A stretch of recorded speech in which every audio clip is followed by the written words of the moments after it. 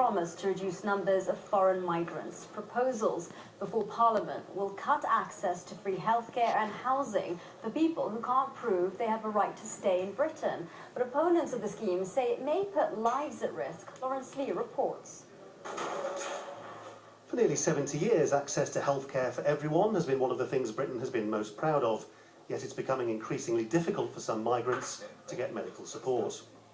At this centre, which helps migrants with health issues, they've reported that doctors are increasingly demanding a passport and proof of residence before they agree to treatment. As a result, they say people like this young man from Vietnam are unable to see a doctor. In some cases, the results are life-threatening. We're seeing people who are pregnant, women who are pregnant, not accessing antenatal care until very late.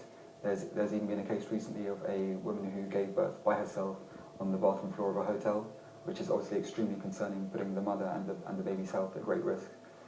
Things like this have started to happen even before the government's flagship immigration bill goes through Parliament. Under the plans, some migrants would have to pay up front into the health service.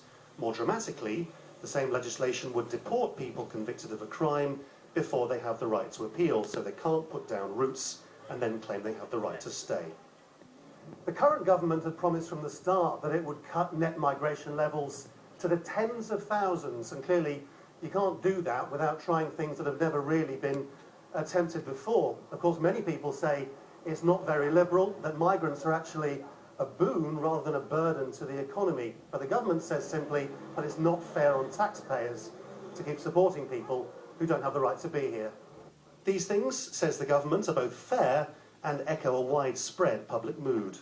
For most people who are out there, they're hard-working, they're paying into the system, they'll say it's not fair that people can carry on living here illegally. It's not fair that people can come in and use our public services like the health service. It's a national health service, not an international health service.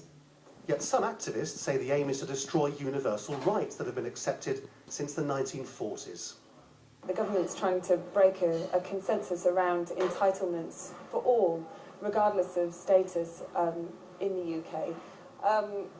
It's actually, we're seeing a much more divisive politics taking over when it comes to accessing services, employment and opportunities in the UK that are resulting in potentially creating second-class citizens here. These proposals aren't law yet. Some will claim they breach people's human rights. Nor is it clear that any of it will save the country a vast amount of money. What's undeniable, though, is that many migrants are being sent a message that Britain's less open than it has been in the past. In that sense, the government's already getting what it wanted.